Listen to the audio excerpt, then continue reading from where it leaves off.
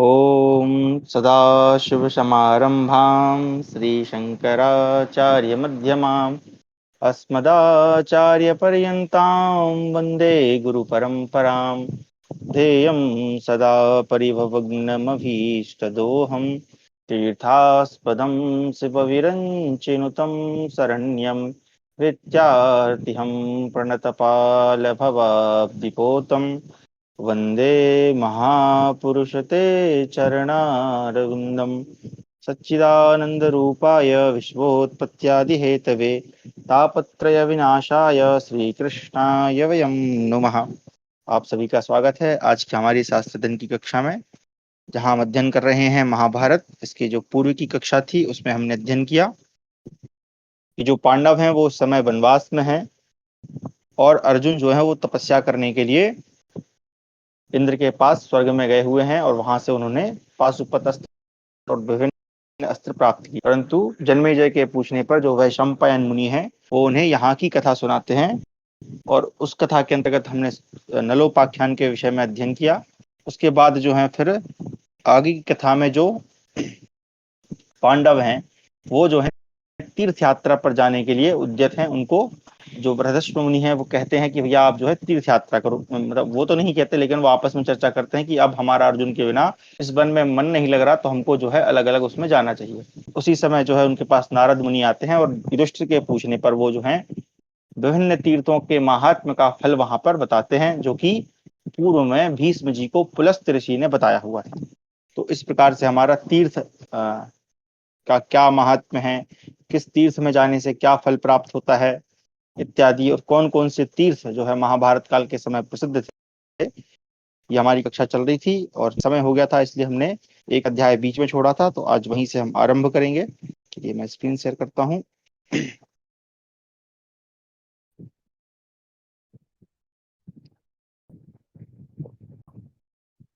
जी, तो यहाँ पर जो है वो भीष्म जी जो है सॉरी पुलस्त जी जो है भीष्म को सुना रहे हैं, और एक प्रकार से आप कह सकते हैं कि उसी कथा के अंतर्गत जो है नारद जी युधिष्ठिर को सुना रहे हैं। तो ततो गच्छेत राजेन्द्रो मिस्त्रकम तीर्थमुत्तमं तत्र तीर्थानि राजेन्द्रो मिस्त्रतानि महात्मना व्यासेन नृपसार्दूलो जुजार्थमिति नः श्रुता सर्वतीर्थेषु शास्नाति मिस्त्रके स्नाति यो नरः ततो व्यासवनं गच्छेन्यतो नियताशना मनोजवेन स्नात्वा गो सहस्त्रफलं लभेत। राजेंद्र, तत्पश्चात परम उत्तम मिश्रक तीर्थ में जाए, वहां महात्मा व्यास ने द्विजों के लिए सभी तीर्थों का सम्मिश्रण किया है। यह बात मेरे सुनने में आई है, जो मनुष्य मिश्रक तीर्थ में स्नान करता है उसका वह स्नान सभी तीर्थों में स्नान करने के समान है। तत्पश्चात नियम पूर्वक रहते हुए मिताहारी होकर व्यास वन की यात्रा करे, वहां मनोजव तीर्थ में स्नान करके मनुष्य सहस्त्र गोदान का फल पाता है। मधुवटी में जाकर देव तीर्थ में स्नान करके पवित्र हुआ मानव वहां देवता पितरों की पूजा करके देवी की आज्ञा के अनुसार सहस्त्र गोदान का फल पाता है। भारत, कौशिकी और दृषद्वती के संगम में जो स्नान करता है तथा नियम पूर्वक संयमित भोजन करता है, वह सब पापों से मुक्त हो जाता है। तो ये कौशिकी जो है वो भी नदी का नाम है और दृषद्वती जो है वो भी नदी का नाम है। तत्पश्चात व्यास स्थली में जाए, जहां परम बुद्धिमान व्यास ने पुत्र शोक से संतप्त हो शरीर त्याग देने का विचार किया था। राजेंद्र, उस समय उन्हें देवताओं ने पुनः उठाया था। उस स्थल में जाने से सहस्त्र गोदान का फल मिलता है। इंदत्त नामक कूप के समीप जाकर एक प्रस्थ अर्थात 16 मुट्ठी तिलदान करे। तो ये प्रस्थ जो है उस समय का माप रहा होगा, जो कि 16 मुट्ठी के बराबर होता है। कुरुश्रेष्ठ, ऐसा करने से मनुष्य तीनों ऋणों से मुक्त हो परम सिद्धि को प्राप्त होता है। वेदी तीर्थ में स्नान करने से मनुष्य सहस्त्र गोदान का फल पाता है। अहन और सुदिन ये दो लोक विख्यात तीर्थ हैं। नरश्रेष्ठ, उन दोनों में स्नान करके मनुष्य सूर्यलोक में जाता है। नृपश्रेष्ठ, तदनंतर तीनों लोकों में विख्यात मृगधूम तीर्थ में जाए और वहां गंगा जी में स्नान करे। मुझे ऐसा लगता है कि ये जो है जो नदियां हैं वो प्रत्येक नदी का या एक ही नदी के कई सारे जो तीर्थ हैं, यानी आप इस प्रकार से समझ सकते हैं कि तट है ना, जिनको हम आज के समय में घाट कहते हैं। जैसे अगर हम वाराणसी की बात करें तो वहां पर बहुत सारे घाट हैं, है ना, जिसमें दशाश्वमेध घाट जो है बड़ा प्रसिद्ध है। तो मुझे लग रहा है यहाँ पर उनको ही तीर्थ कहा जा रहा है। और जो प्रत्येक तीर्थ हैं, किसी नदी में 3 होंगे, किसी में 4, किसी में एक ही होगा, तो उन सबका ये वर्णन यहाँ पे कर रहे हैं, मुझे ऐसा लग रहा है। क्योंकि उस समय जो है ये नदियां जो हैं वो जीवनदायिनी मानी जाती थी, है ना। पानी की व्यवस्था आज के समय जैसी नहीं थी, तो लोग जो है नदियों को बड़ा ही पवित्र और हमारे यहाँ तो देवी के स्वरूप मानते हैं। वो खेती पे आश्रित थे। हाँ, इसके अलावा हमारे यहाँ पशुधन इत्यादि का भी विशेष महत्व था उस समय। वहां महादेव जी की पूजा करके मनुष्य अश्वमेध यज्ञ का फल पाता है। देवी तीर्थ में स्नान करने से मनुष्य को सहस्त्र गोदान का फल मिलता है। तत्पश्चात त्रिलोक विख्यात बामन तीर्थ में जाए, वहां विष्णु पद में स्नान और बामन देवता का पूजन करने से मनुष्य सब पापों से शुद्ध हो भगवान विष्णु के लोक में जाता है। कुलमपुन तीर्थ में स्नान करके मानव अपने कुल को पवित्र कर देता है। व्याघ्र तदनंतर पवन हृदय में स्नान करे, वह मरुद गणों का उत्तम तीर्थ है। वहां स्नान करने से मानव विष्णु लोक में प्रतिष्ठित होता है। अमर हृदय में स्नान करके अमरेश्वर इंद्र का पूजन करे, ऐसा करके मनुष्य अमरों के प्रभाव से स्वर्गलोक में प्रतिष्ठित होता है। नरश्रेष्ठ शालिहोत्र के शाली सूर्य नामक तीर्थ में, अब शालिहोत्र किसी जगह का नाम है, तो अब ये हमको देखना चाहिए कि शालिहोत्र पहले किसको कहा जाता था, तो उस समय लोकेशन का जो है थोड़ा बहुत अंदाजा हो जाएगा। तो वहां के शाली सूर्य नामक तीर्थ में विधि पूर्वक स्नान करके मनुष्य सहस्त्र गोदान का फल पाता है। भरत सत्तम श्रेष्ठ श्री कुंज नामक सरस्वती तीर्थ में स्नान करने से मानव अग्निष्टोम यज्ञ का फल प्राप्त कर लेता है। कुरुश्रेष्ठ तत्पश्चात नैमिष कुंज की यात्रा करें। राजेंद्र कहते हैं नैमिषारण्य के निवासी, हाँ नैमिषारण्य ये तो बड़ा प्रसिद्ध है। तपस्वी ऋषि पहले कभी तीर्थ यात्रा के प्रसंग थे, तो ये सब जो है कुरुक्षेत्र के आसपास के जो तीर्थ हैं उनके विषय में बताया जा रहा है। भरतश्रेष्ठ उसी समय उन्होंने सरस्वती कुंज का निर्माण किया था, वही कुंज कहलाता है। वह ऋषियों उनके लिए महान संतोषजनक है। उस कुंज में स्नान करके मनुष्य अग्निष्टोम का फल पाता है। धर्मज्ञ तदनंतर परम उत्तम कन्या तीर्थ की यात्रा करे। कन्या तीर्थ में स्नान करने से मानव सहस्त्र गोदान का फल पाता है। राजेंद्र तदनंतर परम उत्तम ब्रह्म तीर्थ में जाए, वहां स्नान करने से ब्राह्मणेतर वर्ण का मनुष्य भी ब्राह्मणत्व का लाभ करता है। यानी कोई ब्राह्मण जो ब्राह्मण वर्ण का नहीं है वो भी ब्राह्मण हो जाता है। ब्राह्मण होने पर शुद्ध चित्त हुआ परम गति को प्राप्त कर लेता है। नरश्रेष्ठ तत्पश्चात उत्तम सोम तीर्थ की यात्रा करे। राजन वहां स्नान करने से मानव सोमलोक को जाता है। नरेश्वर इसके बाद सप्त सारस्वत नामक तीर्थ की यात्रा करे, जहां लोक विख्यात महर्षि मंकड़ंक मंकड़ंक को सिद्धि प्राप्ति हुई थी। राजन, हमारे सुनने में आया है कि पहले कभी महर्षि मंकड़क के हाथ में कुश का अग्रभाग गड़ गया था, जिससे उनके हाथ में घाव हो गया। महाराज, उस समय उस हाथ से साग का रस चूने लगा। साग का रस चूता देख महर्षि हर्षावेश से मतवाले हो नृत्य करने लगे हैं। साग का मतलब होता है सब्जी। साग रस यहाँ पे कुछ और अर्थ में होना चाहिए। वीर उनके नृत्य करते समय उनके तेज से मोहित हो सारा चराचर जगत नृत्य करने लगा। राजन, नरेश्वर उस समय ब्रह्मा आदि देवता तथा तपोधन महर्षिगण सबने मंकड़क मुनि के विषय में महादेव जी से निवेदन किया, देव आप कोई ऐसा उपाय करें जिससे इनका यह नृत्य बंद हो जाए। महादेव जी देवताओं के हित की इच्छा से हर्षावेश से नाचते हुए मुनि के पास आए और इस प्रकार बोले, धर्मज्ञ महर्षि मुनि प्रवर, आप किस लिए नृत्य कर रहे हैं? आज आपके इस हर्षातिरेक का क्या कारण है? ऋषि ने कहा, जो श्रेष्ठ ब्राह्मण, मैं धर्म के मार्ग पर स्थित रहने वाला तपस्वी हूँ। मेरे हाथ से यह साग का रस चू रहा है, क्या आप इसे नहीं देखते? इसी को देखकर मैं महान हर्ष से नाच रहा हूँ। महर्षि राग से मोहित हो रहे थे। महादेव जी ने उनकी बात सुनकर हंसते हुए कहीं कहा होना चाहिए था। हाँ ठीक है, यहाँ पे संस्कृत में प्रहस्याब्रवीद, ब्रवीद मतलब बोला। विप्रवर, मुझे तो यह देखकर कोई आश्चर्य नहीं हो रहा। मेरी ओर देखिए। नरश्रेष्ठ निष्पाप राजेंद्र, ऐसा कहकर परम बुद्धिमान महादेव जी ने अंगुली के अग्रभाग से अंगूठे को ठोका। राजन, उनके चोट करने से उस अंगूठे से बर्फ के समान सफेद भस्म गिरने लगा। महाराज, यह अद्भुत बात देखकर मुनि लज्जित हो महादेव जी के चरणों में पड़ गए और उन्होंने दूसरे किसी देवता को महादेव जी से बढ़कर कभी नहीं मानने का निश्चय किया। वे बोले, भगवान, देवता और असुरों सहित संपूर्ण जगत का आश्रय आप ही हैं। त्रिशूलधारी महेश्वर, आपने ही चराचर जीवों सहित संपूर्ण त्रिलोकी को उत्पन्न किया है। फिर प्रलय काल आने पर आप ही सब जीवों को अपना ग्रास बना लेते हैं। देवता भी आपके स्वरूप को नहीं जान सकते, फिर मेरी तो बात ही क्या है। अनग ब्रह्मा आदि सब देवता आप में ही दिखाई देते हैं। इस जगत के करने और कराने वाले सब कुछ आप ही हैं। आपके प्रसाद से सब देवता यहाँ निर्भय और प्रसन्न रहते हैं। इस प्रकार स्तुति करके ऋषि ने फिर महादेव जी से कहा, महादेव, आपकी कृपा से मेरी तपस्या नष्ट न हो। तब महादेव जी ने प्रसन्न चित्त हो महर्षि से कहा, ब्राह्मण, मेरे प्रसाद से आपकी तपस्या हजार गुनी बढ़े। महामुनि, मैं तुम्हारे साथ इस आश्रम में रहूंगा जो सप्त सारस्वत तीर्थ में स्नान करके मेरी की पूजा करेंगे उनके लिए इहलोक और परलोक में कोई भी वस्तु दुर्लभ नहीं होगी। इतना ही नहीं, वे सरस्वती के लोक में जाएंगे, इसमें संशय नहीं।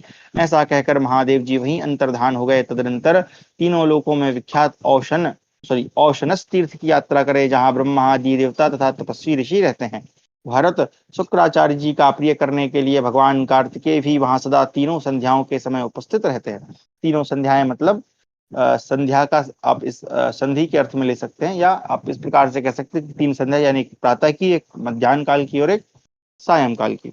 कपाल मोचन तीर्थ सब पापों से छुड़ाने वाला है। नरश्रेष्ठ वहां स्नान करके मनुष्य सब पापों से मुक्त हो जाता है। नरश्रेष्ठ वहां से अग्नि तीर्थ को जाए, उस पर स्नान करने से मनुष्य अग्निलोक में जाता है और अपने कुल का उद्धार कर देता है। भरत सत्तम वहीं विश्वामित्र तीर्थ है।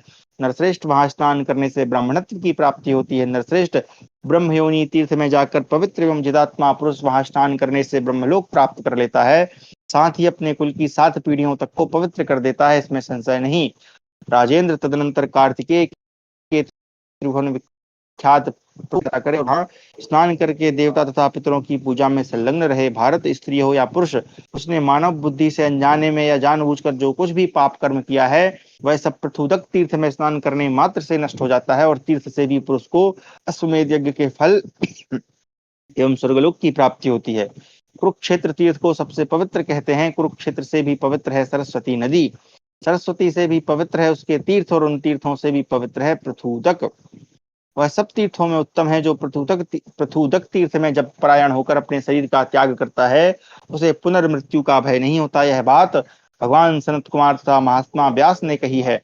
राजन, इस प्रकार तीर्थ यात्री नियम पूर्वक पृथुदक तीर्थ की यात्रा करे। कुरुश्रेष्ठ, पृथुदक से श्रेष्ठतम तीर्थ दूसरा कोई नहीं, वही मेध्य पवित्र और पावन है, इसमें संशय नहीं।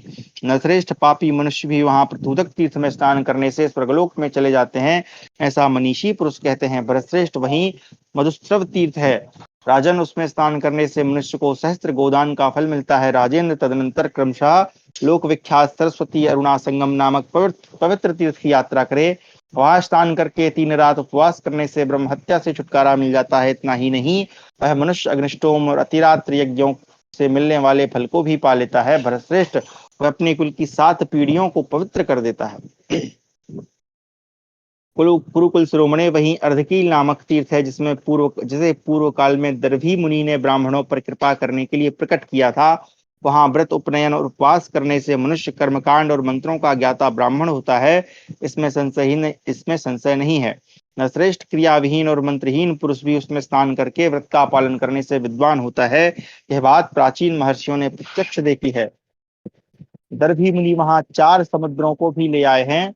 नरश्रेष्ठ, इसमें स्नान करने वाला मनुष्य कभी दुर्गति में नहीं पड़ता, और उसे 4000 गोदान का भी फल मिलता है। तो मुझे लग रहा है कि 4 समुद्रों को यहाँ ले आए हैं, तो ये जो तीर्थ है वो समुद्र के निकट, या ऐसी कोई व्यवस्था उन्होंने बनाई होगी कि वो समुद्र का जल या इसका जल समुद्र में जाके मिलता होगा।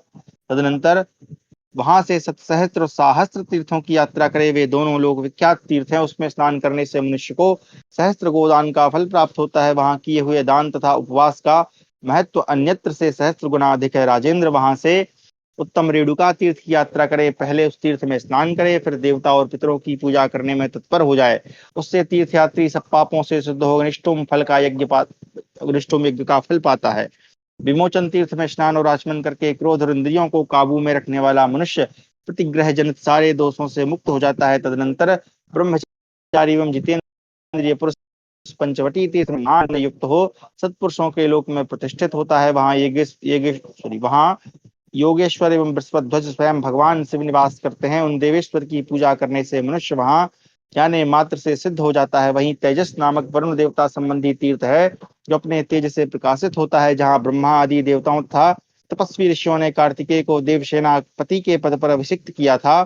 कुरुश्रेष्ठ, तेजस तीर्थ के पूर्व भाग में कुरु तीर्थ है। जो मनुष्य ब्रह्मचर्य पालन और इंद्रिय संयम पूर्वक कुरु तीर्थ में स्नान करता है, वह सब पापों से शुद्ध होकर ब्रह्मलोक में जाता है।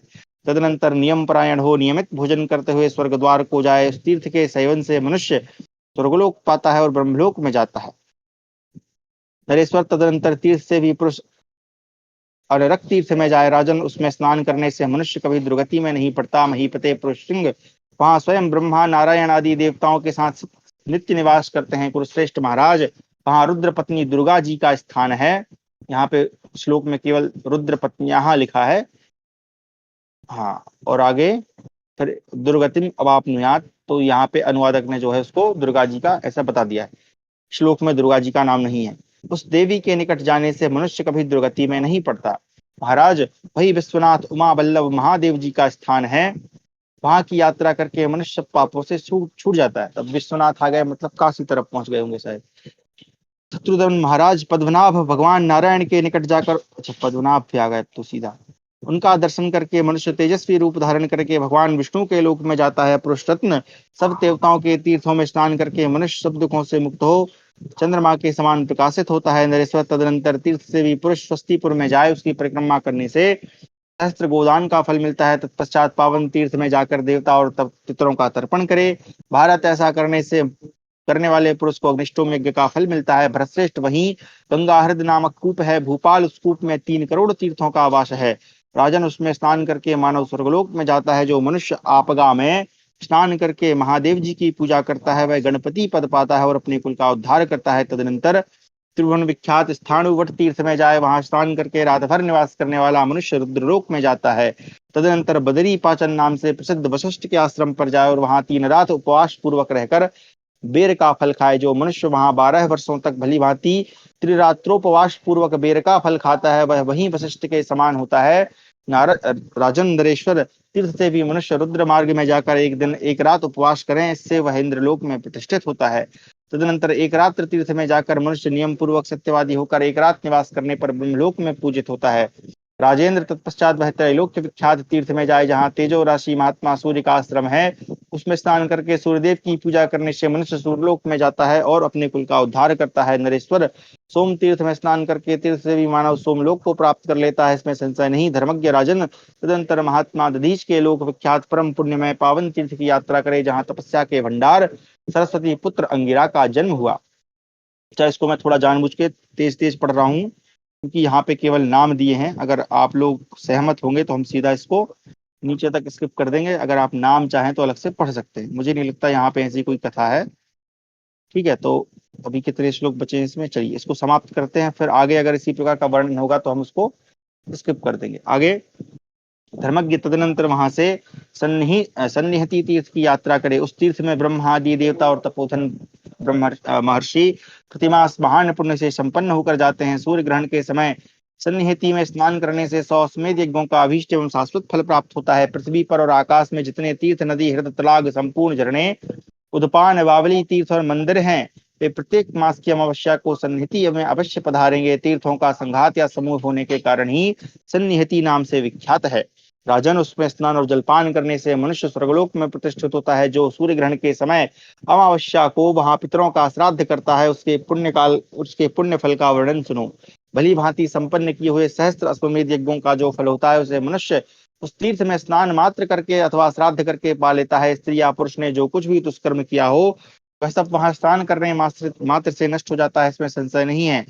वह पुरुष कमल के समान रंग वाले विमान द्वारा ब्रह्मलोक में जाता है। तदनंतर मचक्रुक नामक द्वारपाल यक्ष को प्रणाम करके कोटि तीर्थ में स्नान करने से मनुष्य को प्रचुर स्वर्ण की राशि प्राप्त होती है। धर्मज्ञ भरतश्रेष्ठ, वहीं गंगा हृद नामक तीर्थ है, उसमें ब्रह्मचर्य पालन पूर्वक एकाग्र चित्त हो स्नान करेंगे। इससे मनुष्य को राजसूय और अश्वमेध यज्ञों द्वारा मिलने वाले फल की प्राप्ति होती है। भूमंडल के निवासियों के लिए नैमिष, अंतरिक्ष निवासियों के लिए पुष्कर और तीनों लोकों के निवासियों के लिए कुरुक्षेत्र विशिष्ट तीर्थ है। कुरुक्षेत्र से वायु द्वारा उड़ाई गई धूल भी पापी से पापी मनुष्य पर पड़ जाए तो भी उसे परम गति को पहुंचा देती है। सरस्वती से दक्षिण, दृषद्वती से उत्तर, कुरुक्षेत्र में जो लोग निवास करते हैं वे मानो स्वर्गलोक में बसते हैं। यानी सरस्वती नदी से दक्षिण दिशा में और दृषद्वती नदी से उत्तर दिशा में जो निवास करते हैं वो स्वर्गलोक में बसते हैं, ऐसा कहा जा रहा है। मैं कुरुक्षेत्र जाऊंगा, मैं निवास करूंगा, ऐसी बातें एक बार मुंह से कह देने पर भी मनुष्य सब पापों से मुक्त हो जाता है। अच्छा, यही सारी बातें, ये जो बात का वर्णन ये ऊपर भी आया था, यहाँ पे दोबारा से कह रहे हैं। कुरुक्षेत्र ब्रह्मा जी की वेदी है, उस पुण्य क्षेत्र का ब्रह्मर्षि गण सेवन करते हैं। जो मानव उसमें निवास करते हैं वे उसी प्रकार शोकजनक अवस्था में नहीं पड़ते। तरंतुक और अतरंतुक तथा राम हृदय और मचक्रुक के बीच का जो भूभाग है यही कुरुक्षेत्र एवं समंत पंचक है। इसे ब्रह्मा जी की उत्तर वेदी कहते हैं। तो तरंतुक और अरंतुक नाम के जो कोई स्थान है, और रामहृद और मचकुरुक के बीच का जो भूभाग है उसे कुरुक्षेत्र कहा गया है। इस प्रकार हमारा 83वां अध्याय समाप्त हुआ। 84वां अध्याय नाना प्रकार के तीर्थों की महिमा। अब एक बार इसको चलिए पढ़ते हैं। मैं एक दो चार श्लोक पढ़ के देखता हूँ। तो गच्छेन महाराज धर्म तीर्थम अनुत्तमम यत्र धर्मो तप्तवानु तप्तवानुत्तमं तपः तेन तीर्थं कृतं पुण्यं श्वेन नाम्ना च विस्तृतं तत्र स्नात्वा नरो राजन् धर्मशील समाहिता सप्तमं कुलं चैव पुनीतेनात्र संशया ततो गच्छेत राजेन्द्रो ज्ञानपावनमुत्तमम् अग्निष्टोमम् अवाप्नोति मुनिलोकं च गच्छति सौगन्धिकं वनं राजहंसतो गच्छेत मानवा तत्र ब्रह्मादयो देवार्षयश्च तपोधना सिद्धचारण गंधर्वाः किन्नराश्च महोरगाः। यहाँ पर भी वही सारे जो हैं उनके नाम बताए हैं, ठीक है, और कि कहाँ पर क्या क्या होता है। तो इसको मैं सीधा आगे बढ़ा देता हूँ। अच्छा, देवी का नाम भी आया है। देखने का टाइम देने वाला, इसको ऐसे नजर मार के देखते हैं, इसमें कुछ विशेष होगा तो पढ़ेंगे।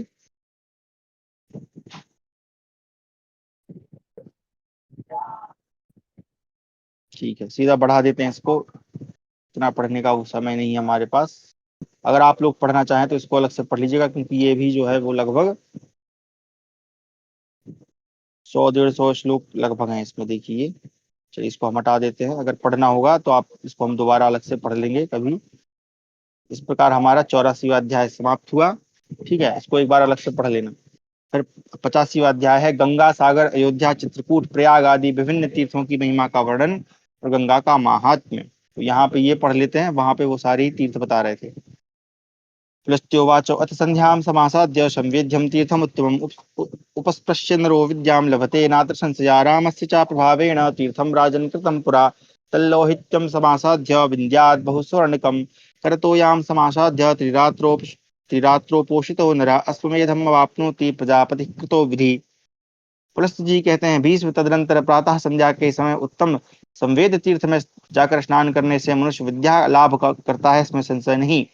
राजन, पूर्व काल में श्री राम के प्रभाव से जो तीर्थ प्रकट हुआ उसका नाम लोहित्य तीर्थ है।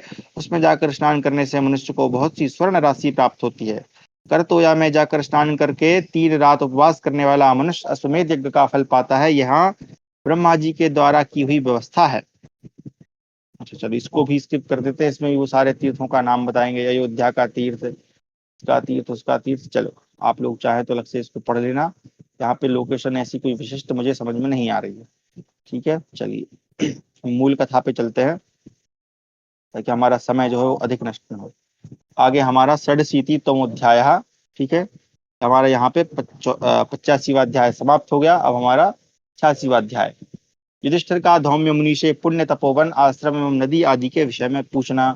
वैशंपायनो वाचो भ्रातॄणां मतमाज्ञाय नारदस्य च धीमता पितामहर्षं धौम्यं प्राह राजा युधिष्ठिरा। वैशंपायन जी कहते हैं, राजन, अपने भाइयों तथा परम बुद्धिमान देवर्षि नारद की सम्मति जानकर राजा युधिष्ठिर ने पितामह के समान प्रभावशाली पुरोहित धौम्य जी से कहा। अब जो नारद जी हैं वो सब बता बतू के वहां से चले गए हैं, और अब जो है ये युधिष्ठिर जो है वो अपने जो पुरोहित उनके साथ में है धौम्य जी, वो उनसे प्रश्न कर रहे हैं। ब्रह्मन, मैंने अस्त्र प्राप्ति के लिए विजयी सत्य पराक्रमी महामना एवं प्रतापी पुरुष सिंह महाबाहु अर्जुन को निर्वासित कर रखा है। वह वीर, मुझ में अनुराग रखने वाला, सामर्थ्यशाली, तपस्या का धनी, पुण्यात्मा और अस्त्र शस्त्रों के ज्ञान में भगवान श्री कृष्ण की भांति प्रभावशाली है। विप्रवर में इन दोनों कृष्ण नामधारी वीरों को शत्रुओं का संहार करने में समर्थ और पराक्रमी समझता हूँ। महाप्रतापी वेद व्यास जी की भी यही धारणा है। कमल के समान नेत्रों वाले भगवान श्री कृष्ण और अर्जुन तीन युगों से सदा साथ रहते आए हैं। नारद जी भी इन दोनों को इसी रूप में जानते हैं और सदा मुझसे इस बात की चर्चा करते हैं, यानी जो नर और नारायण का जो रूप है उसका। मैं भी ऐसा ही समझता हूँ कि श्री कृष्ण और अर्जुन सुप्रसिद्ध नर नारायण ऋषि हैं। अर्जुन को शक्तिशाली समझकर ही मैंने उसे दिव्यास्त्रों की प्राप्ति के लिए भेजा है। देवपुत्र अर्जुन इंद्र से कम नहीं है, यह जानकर ही मैंने उसे देवराज इंद्र का दर्शन करने और उनसे दिव्यास्त्रों को प्राप्त करने के लिए भेजा है। भीष्म और द्रोण अति रथी वीर हैं। कृपाचार्य तथा अश्वत्थामा को भी जीतना कठिन है। धृतराष्ट्र पुत्र दुर्योधन ने भी सभी महारथियों को युद्ध के लिए वर्ण कर लिया है। वे सबके सब वेदज्ञ, सूरवीर, संपूर्ण अस्त्र शस्त्रों के ज्ञाता, महाबली और सदा अर्जुन के साथ युद्ध की अभिलाषा रखने वाले हैं। वह सूत पुत्र महारथी कर्ण भी दिव्यास्त्रों का ज्ञाता है। काल ने उसे प्रलयकालीन संवर्तक नामक महान अग्नि के समान उत्पन्न किया है। अस्त्रों का वेग ही उसका वायु तुल्य बल है, बाण ही उसकी ज्वाला है, हथेली से होने वाली आवाज ही उस दाहक अग्नि का शब्द है, युद्ध में उठने वाली धूल ही उस कर्ण रूपी अग्नि का धूम है, अस्त्रों की वर्षा ही उसकी लपटों का लगना है। धृतराष्ट्र पुत्र रूपी वायु का सहारा पाकर वह और भी उद्धत एवं प्रज्वलित हो उठा है। इसमें संदेह नहीं कि वह मेरी सेना को सूखे तिनकों की राशि के समान भस्म कर डालेगा। तो यहाँ पे थोड़ा इन्होंने कर्ण की प्रशंसा की। उस आग को युद्ध में अर्जुन नामक महामेघ ही बुझा सकेगा। श्री कृष्ण रूपी वायु का सहारा पाकर भी वह मेघ उठेगा। दिव्यास्त्रों का प्रकाश ही उसमें बिजली की चमक होगी। रथ के श्वेत घोड़े ही उसके निकट उड़ने वाली बक पंक्तियों के भांति शोभित होंगे। गांडीव धनुष ही इंद्रधनुष के समान दुसह दृश्य उपस्थित करेगा। वह क्रोध में भरकर वाण रूपी जल की धारा से कर्ण रूपी प्रज्वलित अग्नि को निश्चय ही शांत कर देगा। शत्रुओं की राजधानी पर विजय पाने वाला अर्जुन साक्षात इंद्र से सारे दिव्यास्त्र प्राप्त करेगा। धृतराष्ट्र पक्ष के उक्त सभी महारथियों को जीतने के लिए वह अकेला ही पर्याप्त होगा, ऐसा मेरा दृढ़ विश्वास है। अन्यथा अत्यंत कृतार्थता का अनुभव करने वाले शत्रुओं को दबाने का और कोई उपाय नहीं है। अतः हम शत्रुहंता पांडुनंदन अर्जुन को अवश्य ही सब दिव्यास्त्रों का ज्ञान प्राप्त करके आया हुआ देखेंगे, क्योंकि वह वीर किसी कार्यभार को उठाकर उसे पूर्ण किए बिना कभी श्रांत नहीं होता। श्रांत मतलब कभी थकता नहीं है वो।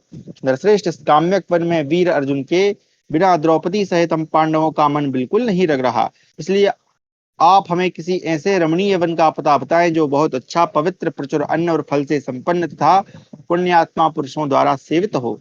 यहाँ हम लोग कुछ काल रहकर सत्य पराक्रमी वीर अर्जुन के आगमन की उसी प्रकार प्रतीक्षा करें जैसे वृष्टि की इच्छा रखने वाले किसान बादलों की राह देखते हैं। ब्राह्मण, आप दूसरे ब्राह्मणों से सुने हुए नाना प्रकार के कतिपय आश्रमों, सरोवरों, सरिताओं तथा रमणीय पर्वतों का पता बताइए। अर्जुन के बिना अब हम काम्यक वन में रहना हमें अच्छा नहीं लगता, इसलिए अब दूसरी दिशा को चलेंगे। इस प्रकार हमारा 86वां अध्याय जो है समाप्त हुआ। अच्छा, कल अभी कुछ दिन पहले एक प्रश्न पूछा था, सव्यसाची का अर्थ क्या है, तो बड़ा ही अच्छा अर्थ मुझे इसका मिला। देखिए, हमारे यहाँ दो शब्द आते हैं, सव्य और उपसव्य।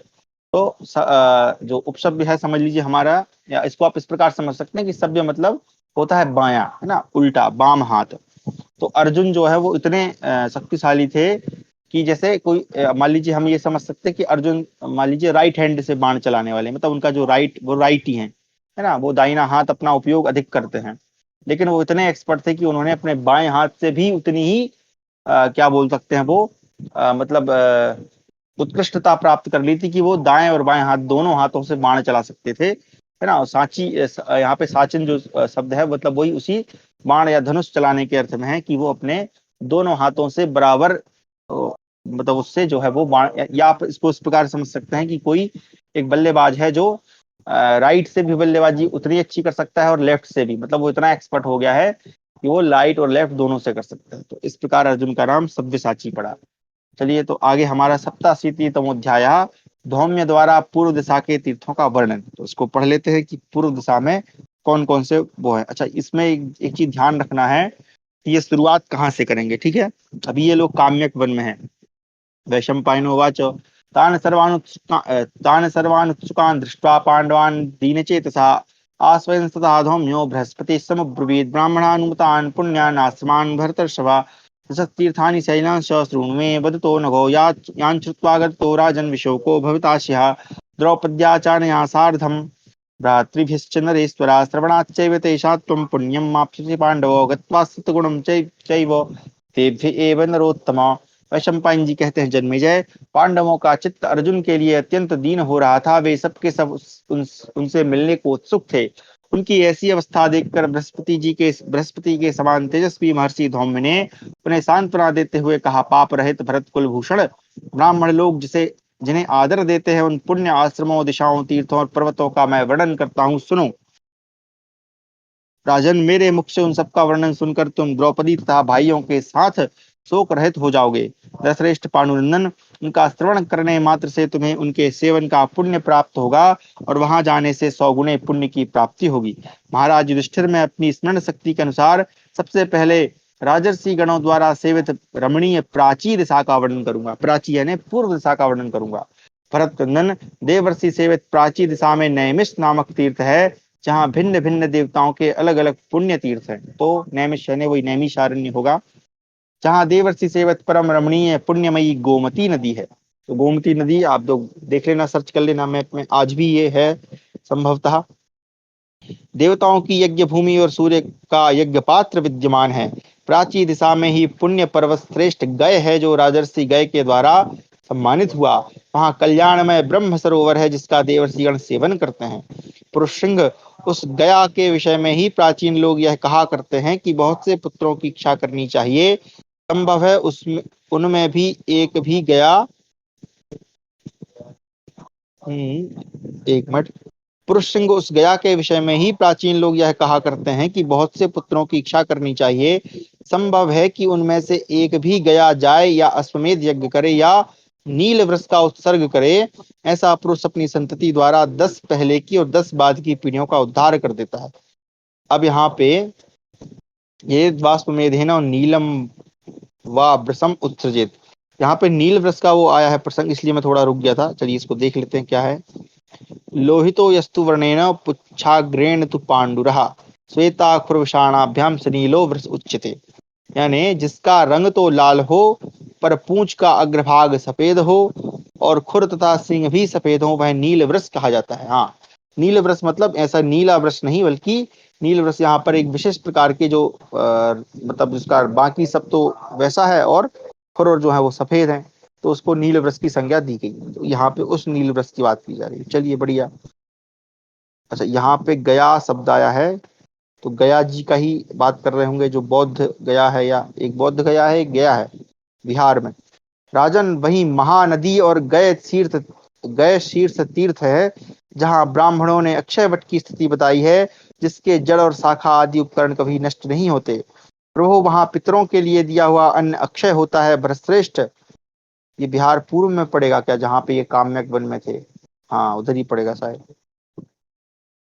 वहीं फल्गु नाम वाली पुण्य सलीला महानदी है, और वहीं से बहुत से फल मूलों वाली कौशिकी नदी प्रवाहित होती है, जहाँ तपोधन विश्वामित्र ब्राह्मणत्व को प्राप्त हुए थे। पूर्व दिशा में ही पुण्य नदी गंगा बहती है, जिसके तट पर भगीरथ ने प्रचुर दक्षिणा वाले बहुत से यज्ञों का अनुष्ठान किया था। कुरुनंदन, पांचाल देश में ऋषि लोग उत्प्ला उत्पलावन या उत्प्लावन होना चाहिए, एक मिनट पढ़ूं, उत्पलावनम, ठीक है, यहाँ हिंदी थोड़ी गड़बड़ है। कुरुनंदन, पांचाल देश में ऋषि लोग उत्पलावन बतलाते हैं, जहाँ कुशिक नंदन विश्वामित्र ने अपने पुत्र के साथ यज्ञ किया था। उसी यज्ञ में विश्वामित्र का अलौकिक वैभव देखकर जमदग्नि नंदन परशुराम ने उनके वंश के अनुरूप यह वर्णन किया था। विश्वामित्र जी ने कान्यकुब्ज देश में इंद्र के साथ सोमपान किया था। वहीं वे क्षत्रियत्व से ऊपर उठ गए और मैं ब्राह्मण हूँ, यह बात घोषित कर दी। वीरवर, गंगा और यमुना का परम उत्तम पुण्यमय पवित्र संगम संपूर्ण जगत में विख्यात है और बड़े बड़े ऋषि इसका सेवन करते हैं। तो ये प्रयागराज की तरफ आ गए हैं शायद, जहाँ समस्त प्राणियों के आत्मा भगवान ब्रह्मा जी ने पहले ही यज्ञ किया था। भरत कुलभूषण ब्रह्मा जी के उस प्रकृष्ट याग से ही उस स्थान का नाम प्रयाग हो गया। देखिए ये जो है, ये प्रयागराज जिसको हम कहते हैं, वो क्यों कहते हैं, यहाँ उसका हमको रेफरेंस मिलता है। ये बहुत अच्छा है कि उसको प्रयागराज क्यों कहते हैं, क्योंकि वहां पर ब्रह्मा जी ने प्रकृष्ट यज्ञ किया था। प्रकृष्ट यहाँ पे उपसर्ग है प्र, जिससे प्रकृष्ट मतलब बहुत ही उच्च कोटि का, बहुत ही उत्तम कोटि का, इसलिए उसका नाम प्रयाग हो गया। राजेंद्र, वहां महर्षि अगस्त्य का श्रेष्ठ आश्रम है। इसी प्रकार ताप सारण्य तपस्वी जनों से शोभित है। कालकंजर पर्वत पर हिरण्य बिंदु नाम से प्रसिद्ध महान तीर्थ बताया गया है। अगस्त्य पर्वत बहुत ही रमणीय, पवित्र, श्रेष्ठ एवं कल्याण स्वरूप है। कुरुनंदन महात्मा भार्गव का निवास स्थान महेंद्र पर्वत है। कुंती नंदन, वहां ब्रह्मा जी ने पूर्व काल में यज्ञ किया था। युधिष्ठिर, जहाँ पुण्य सलीला भागीरथी गंगा सरोवर में स्थित थी। महाराज, जहाँ पर उन्हें ब्रह्मशाला यह पवित्र नाम दिया गया, वह पुण्य तीर्थ निष्पाप मनुष्यों से व्याप्त है, उसका दर्शन पुण्यमय बताया है। तो कहीं गंगा जी जो है वो सरोवर के रूप में वहां स्थित हो गई हैं और उनको वहां पे ब्रह्मशाला कहा गया है, महेंद्र पर्वत के आसपास। वहीं महात्मा मतंग ऋषि का महान एवं उत्तम आश्रम केदार्थ तीर्थ है। वह पवित्र एवं परम पवित्र, मंगलकारी और लोक में विख्यात है। कुंडोद नामक रमणीय पर्वत बहुत फल मूल और जल से संपन्न है, जहाँ प्यासे हुए निषद नरेश को जल और शांति की उपलब्धि हुई थी। वहीं तपस्वी जनों से शोभित पवित्र देववन नामक पुण्य क्षेत्र है, जहाँ पर्वत के शिखर पर बाहुदा और नंदा नदी बहती हैं। महाराज, पूर्व दिशा में जो बहुत से तीर्थ, नदियां, पर्वत और पुण्य मंदिर आदि हैं, उनका मैंने तुमसे संक्षेप में वर्णन किया है। अब शेष 3 दिशाओं के सरिताओं, पर्वतों और पुण्य स्थानों का वर्णन सुनो। इस प्रकार हमारा 87वां अध्याय समाप्त हुआ। 88वां अध्याय धौम्य मुनि के द्वारा दक्षिण दिशावर्ती तीर्थों का वर्णन। धौम्योवाच दक्षिणस्यां तु पुण्यानि शृणु तीर्थानि भारत विस्तरेण सा बुद्धि कीर्त कीर्त सॉरी कीर्त्यमानानि तानि वे यस्यामाख्याते पुण्यादिशि गोदावरी नदी वहवारामा बहुजला तापसा चारिता शिवा वेणा भीमरथी चैव नद्यौ पापभयापहे मृगद्विजस्माकीर्णे तापसालय भूषिते।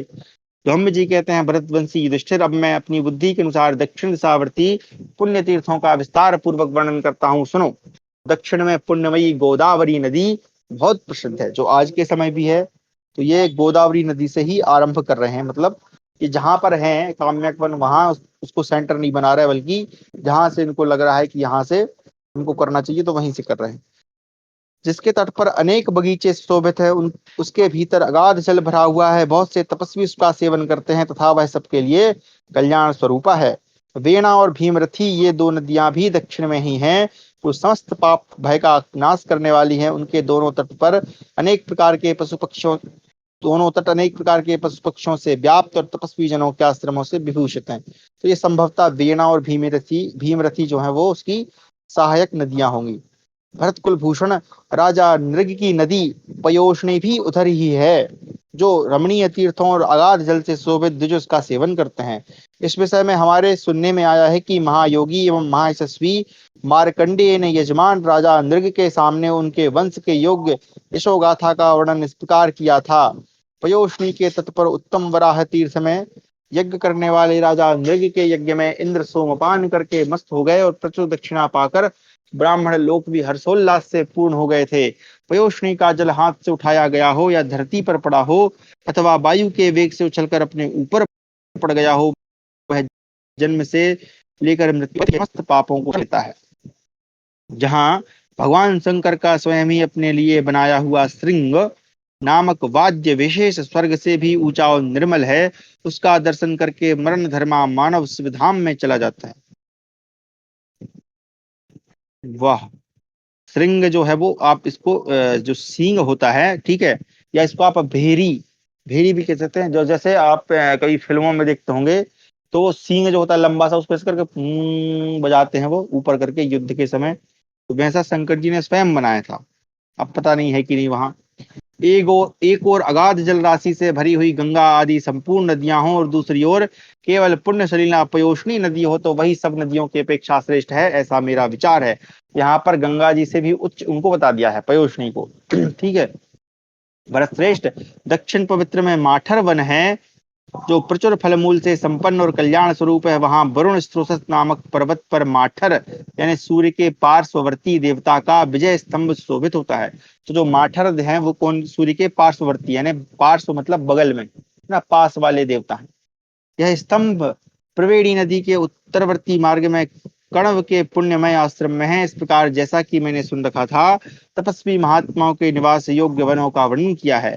तात सूरपारक क्षेत्र में महात्मा जमदग्नि की वेदी है। भारत वहीं रमणीय पाषाण तीर्था और पुनश्चंद्रा नामक तीर्थ विशेष हैं। कुंती नंदन, उसी क्षेत्र में अशोक तीर्थ है, जहाँ महर्षियों के बहुत से आश्रम हैं। युधिष्ठिर, पांड्य देश में अगस्त तीर्थ और वारुण तीर्थ हैं। नरश्रेष्ठ, पांड्य देश के भीतर पवित्र कुमारी कन्याएं यानी कन्याकुमारी तीर्थ कही गई हैं। ओके, कन्याकुमारी कहा गया है। एक मिनट श्लोक देख लें जरा। कुमार्यः कथिता, ठीक है, कुमार्यः कहा गया है। ओके, कुंती कुमार, अब मैं तुमसे ताम्रपर्णी नदी की महिमा का वर्णन करूंगा, सुनो। भरतनंदन, वहां मोक्ष पाने की इच्छा से देवताओं ने आश्रम में रहकर बड़ी भारी तपस्या की थी। वहां गंगा का, सॉरी क्षमा करें, वहां का गोकर्ण तीर्थ तीनों लोकों में विख्यात है। तात गोकर्ण तीर्थ में शीतल जल भरा रहता है, उसकी जल राशि अनंत है, वह पवित्र, कल्याणमय और शुभ है। जिनका अंतःकरण शुद्ध नहीं है, ऐसे मनुष्यों के लिए गोकर्ण तीर्थ अत्यंत दुर्लभ है। वहां अगस्त्य के शिष्य का पुण्यमय आश्रम है, जो वृक्ष और तृण आदि से संपन्न एवं फल मूलों से परिपूर्ण है। देव सम नामक वह पर्वत ही आश्रम है।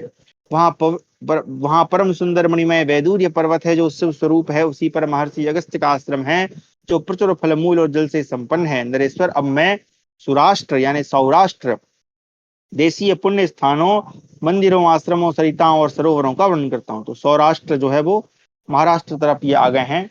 ठीक है, अभी दक्षिण से नीचे तक गए और अब ऊपर तरफ आ गए। विप्रगण, वहीं चमसोद भेद तीर्थ की चर्चा की जाती है। युधिष्ठिर, सौराष्ट्र में ही समुद्र के तट पर प्रभास क्षेत्र है, जो अच्छा देवताओं का तीर्थ कहा गया है। कि सौराष्ट्र तो इसको ही महाराष्ट्र को ही कहा जाता था पहले, है ना। सौराष्ट्र सोमनाथम चा, सोमनाथ जो है वो उधर ही है। नहीं, सौराष्ट्र तो गुजरात को कहा जाता है ना भाई। हाँ, गलत गलत बोल दिया मैंने, क्षमा करें।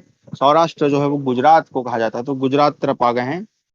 हाँ ठीक है, गुजरात तो लेकिन तो पश्चिम में चला जाना चाहिए था। हाँ, लेकिन उसके मुझे लगता है वो गुजरात का जो नीचे वाला क्षेत्र होगा उसको ही दक्षिण में ये काउंट करके बोल रहे हैं। खैर, वही पिंडारक नामक तीर्थ है, जो तपस्वी जनों द्वारा सेवित और कल्याण स्वरूप है। उधर ही उज्जयंत नामक महान पर्वत है, जो शीघ्र सिद्धि प्रदान करने वाला है। युधिष्ठिर, उसके विषय में देवर्षि प्रवर्षि नारद जी के द्वारा कहा हुआ एक प्राचीन श्लोक सुना जाता है, उसे मुझसे सुनो। सौराष्ट्र देश में मृगों और पक्षियों से सेवित उज्जयंत नामक पुण्य पर्वत पर तपस्या करने वाला पुरुष स्वर्गलोक में पूजित होता है। उज्जयंत के ही आसपास पुण्यमयी द्वारकापुरी है, जहाँ साक्षात पुराण पुरुष भगवान मधुसूदन निवास करते हैं। वे ही सनातन धर्म स्वरूप हैं। तो ये उधर ही द्वारका मतलब गुजरात तरफ की ही बात कर रहे हैं। जो वेद वेदता और अध्यात्म शास्त्र के विद्वान ब्राह्मण हैं, वे परमात्मा श्री कृष्ण को ही सनातन धर्म स्वरूप बताते हैं। भगवान गोविंद पवित्रों को भी पावन करने वाले परम पवित्र कहे जाते हैं। वे पुण्यों के भी पुण्य, मंगलों के भी मंगल, कमल नयन देवादिदेव सनातन श्रीहरि, अविनाशी परमात्मा, व्यतात्मा यानी क्षर पुरुष, क्षेत्रज्ञ परमेश्वर, वे अचिंत्य स्वरूप भगवान मधुसूदन वहीं द्वारकापुरी में विराजमान है। इस प्रकार हमारा 88वां अध्याय समाप्त हुआ।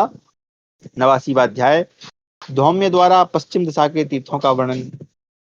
धौम्योवाच, आनरतेषु प्रतीच्यां वे कीर्तिष्यामि तैदिशि, यानि तत्र पवित्राणि पुण्यान्यातनानि च, प्रियंगवाग्रवणोपेता वाणीरफलमालिनी, तत्र भारत त्रैलोक्यानि तीर्थानि पुण्यान्यातनानि च, सरिद्वनानि शैलेन्द्रा देवाश्च सपितामहा। युधिष्ठिर, अब मैं पश्चिम दिशा के आनर्त देश में जो पवित्र तीर्थ हैं और पुण्य स्वरूप देवालय हैं, उन सबका वर्णन करूंगा। भरत नंदन, पश्चिम दिशा में पुण्यमयी नर्मदा नदी प्रवाहित होती है, जिसकी धारा पूर्व से पश्चिम की ओर है। उसके अच्छा, ये जो नर्मदा है और एक तापती नदी है, ये दोनों नदियां ही हैं जो पूर्व से पश्चिम की ओर बहती हैं। बाकी जो सब नदी है वो पश्चिम से पूर्व की ओर बहती हैं, जहां तक मुझे ज्ञात है। एक ताप्ती है और एक नर्मदा है, और बाकी सब जो है वो इस तरफ जाती हैं, ये इस तरफ जाती हैं। उसके तट पर प्रियंगु और आम के वृक्षों का वन है। बेत तथा फल वाले वृक्षों की श्रेणियां भी उसकी शोभा बढ़ाती हैं।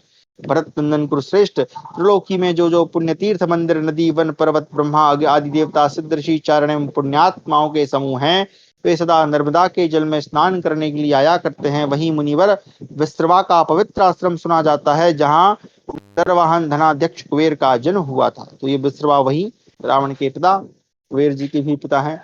वैदूर्य शिखर नामक मंगलमय पवित्र पर्वत भी नर्मदा तट पर है। वहां हरे हरे पत्तों से शोभित सदा फल और फूलों के भार से लदे हुए वृक्ष शोभा पाते हैं।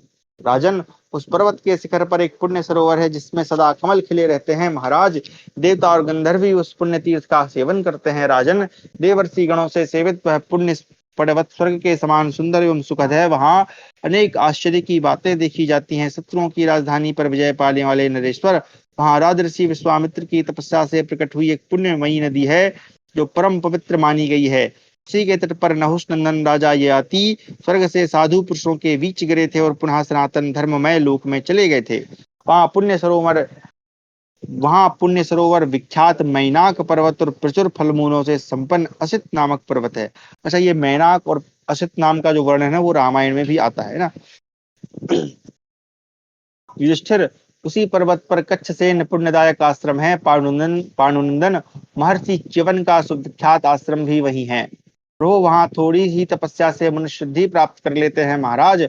पश्चिम दिशा में ही जम्बू मार्ग है, जहाँ शुद्ध अंतःकरण वाले महर्षियों का आश्रम है। शांत पुरुषों में श्रेष्ठ युधिष्ठिर, वह आश्रम पशु पक्षियों से सेवित है। राजन, उधर ही सदा तपस्वी जनों से भरे हुए पुण्यतम तीर्थ केतुमाला, मेध्या और गंगा द्वार यानी हरिद्वार हैं। हाँ, भोपाल द्विजों से सेवित सुप्रसिद्ध सैंधवारण्य भी उधर ही है। ब्रह्मा जी का पुण्यदायक सरोवर पुष्कर भी पश्चिम दिशा में ही है, जो वानप्रस्थों, सिद्धों और महर्षियों का प्रिय आश्रम है। अच्छा, अब ये जो है थोड़ा ऊपर ऊपर जाते हुए राजस्थान की तरफ पहुंच रहे हैं ना। मतलब आज के मैप के हिसाब से, उस समय तो मैप कुछ और ही रहा होगा। पुण्यवानों में प्रधान कुरुश्रेष्ठ पुष्कर में निवास करने के लिए प्रजापति ब्रह्मा जी ने एक गाथा गाई है, जो इस प्रकार है कि जो मनस्वी पुरुष मन से भी पुष्कर तीर्थ में निवास करने की इच्छा करता है, उसके सारे पाप नष्ट हो जाते हैं और वह स्वर्ग लोक में आनंद भोगता है। इस प्रकार हमारा 79वां अध्याय समाप्त हुआ। 90वां, सॉरी क्षमा बोल दी, क्षमा करें, 79 बोल दिया मैंने। 89वां अध्याय समाप्त हुआ। 90वां अध्याय धौम्य द्वारा उत्तर दिशा के तीर्थों का वर्णन। धौम्योवाच उदीच्याम्राज शार्दूलो दिशि पुण्यानि यानि वेतानि ते कीर्तिष्यामि पुण्यान्यातनानि च स्मृष्ट्वा बहितो भूत्वा मम मन्त्रयतः प्रभो कथा प्रतिग्रहो वीरा श्रद्धां जनयते स्वाम सरस्वती महापुण्य हृदयी तीर्थमालिनी समुद्रका महावेगा यमुना यत्र पांडव।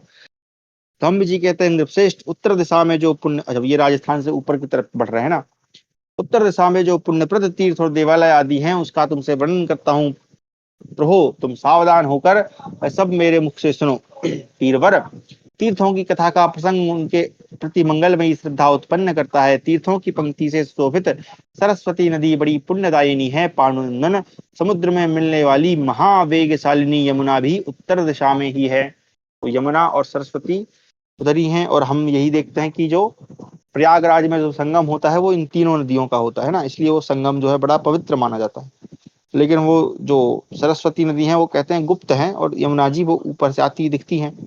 उधर ही अत्यंत पुण्यमय प्लक्षावतरण नामक मंगल कारक तीर्थ है, जहाँ ब्राह्मण गण यज्ञ करके सरस्वती के जल से अभ्रत स्नान करते और अपने स्थान को जाते हैं। अभ्रत स्नान क्या होता है? जो यज्ञ के बाद किया जाता है। उधर ही अग्निशर नामक दिव्य कल्याणमय पुण्यमय तीर्थ बताया जाता है। निष्पाप भरत नंदन, उसी तीर्थ में सहदेव ने सभी का डंडा फेंकवा कर जितनी दूरी में वह डंडा पड़ा था उतनी दूरी में मंडप बनाकर उसमें यज्ञ किया था। सहदेव, अब ये कौन से सहदेव है भगवान जाने। युधिष्ठिर इसी, अच्छा ये चूंकि ये सहदेव नहीं होंगे, कोई दूसरे होंगे, है ना। युधिष्ठिर, इसी विषय में इंद्र की गाई हुई एक गाथा लोक में प्रचलित है, जिसे ब्राह्मण गाया करते हैं। क्या गाते हैं कि कुरुश्रेष्ठ सहदेव ने यमुना के तट पर लाख स्वर्ण मुद्राओं की दक्षिणा देकर अग्नि की उपासना की। अब यहाँ पे देख लेते हैं किसकी बात हो रही है। ये सहदेव सुप्रसिद्ध राजा संजय के पुत्र थे। सहदेवा संजय पुत्रा इति नीलकंठी। तो नीलकंठी जो टीका है इसमें, सहदेव जो है वो संजय के पुत्र हैं। ठीक है, संजय नाम के कोई राजा थे। वहीं महायशस्वी चक्रवर्ती राजा भरत ने 35 अश्वमेध यज्ञों का अनुष्ठान किया था। तो प्राचीन काल में राजा भरत ब्राह्मणों की मनोवांछा को पूर्ण करने वाला राजा सुना गया है। उत्तराखंड में ही महर्षि सरभंग का अत्यंत पुण्यदायक आश्रम विख्यात है। अत्यंतमास्त्र महापुण्या सरभंगस्य विस्तृता। उत्तराखंड तो यहाँ श्लोक में नहीं है, हिंदी अनुवाद में है। ठीक है। कुंती नंदन, साधु पुरुषों ने सरस्वती नदी की सदा उपासना की है महाराज। पूर्व काल में बाल्यखिल्य ऋषियों ने वहां यज्ञ किया था। युधिष्ठिर, परम पुण्यमयी दशरथवती नदी भी उधर ही बताई गई है। मनुष्यों में श्रेष्ठ युधिष्ठिर, वही न्यग्रोध, पुण्य, पांचाल्य, दालम्भ्य घोष और दालभ्य, ये 5 आश्रम है। तथा अनंत कीर्ति एवं अमित तेजस्वी महात्मा सुब्रत का पुण्य आश्रम भी उत्तराखंड में ही बताया गया है, जो पृथ्वी पर रहकर भी तीनों लोकों में विख्यात है। एक बार उत्तराखंड में एक बार देख लूं, यहाँ पे आ रहा है कि नहीं नाम। कौन्तेयानंत अनंत यशसा सुब्रतश्यम तोजसा आश्रमख्याते। यहाँ पर तो नहीं है, लेकिन हिंदी अनुवाद में है, तो यानी उत्तराखंड की बात चल रही है। नरेश्वर उत्तराखंड में ही विख्यात मुनि नर और नारायण हैं, जो एतावर्ण यानी श्याम वर्ण साकार होते हुए भी वास्तव में अवर्ण यानी निराकार ही हैं। प्रश्रेष्ठ ये दोनों मुनि वेदज्ञ, वेद के मर्मज्ञ तथा वेद विद्या के पूर्ण जानकार हैं। इन्होंने पुण्यदायक उत्तम यज्ञों के द्वारा शंकर का यजन किया है। पूर्व काल में इंद्र, वरुण आदि बहुत से देवताओं ने मिलकर विशाखयूप नामक स्थान में तप किया था, अतः वह अत्यंत पुण्यप्रद स्थान है। महाभाग, महायशस्वी, महाप्रभावशाली महर्षि जमदग्नि ने परम सुंदर तथा पुण्यप्रद पलाश वन में यज्ञ किया था, जिसमें सब श्रेष्ठ नदियां मूर्तिमतियों अपना अपना जल लेकर उन मुनिश्रेष्ठ के पास आई और उन्हें घेर कर खड़ी हो गई थी। वीर महाराज, यहाँ महात्मा जमदग्नि की वह यज्ञ दीक्षा देखकर स्वयं गंधर्वराज विश्वावसु ने इस श्लोक का गान किया था। कौन सा श्लोक था वो? महात्मा जमदग्नि जब यज्ञ द्वारा देवताओं का यजन कर रहे थे, उस समय उनके यज्ञ में सरिताओं ने आकर मधु से ब्राह्मणों को तृप्त किया। युधिष्ठिर, श्रेष्ठ हिमालय किरात और किन्नरों का स्थान है। गंधर्व, यक्ष, राक्षस और अप्सराएं सदा उसका सेवन करती हैं। गंगा जी अपने वेग से उस शैलराज को फोड़कर जहाँ प्रकट हुई हैं, वह पुण्य स्थान गंगा द्वार यानी हरिद्वार के नाम से विख्यात है। राजन, उस तीर्थ को ब्रह्मर्षि गण सदा सेवन करते हैं। अच्छा, मुझे लग रहा है ये जो गंगा द्वार जगह जगह कहा जाता है, ब्रैकेट में जो हरिद्वार लिखा गया है, तो जहां भी गंगा जी का वो मुख्य मुख्य स्थान होगा उसी को ही गंगा द्वार कह दे रहे हैं। बाकी हरिद्वार तो अपना अलग ही है ना, जो वर्तमान में है। कुरुनंदन, पुण्यमय कनखल में पहले, कनखल ये भी हरियाणा तरफ आता है क्या? कोई है कनखल, आज के समय में भी इसी नाम से प्रसिद्ध है शायद।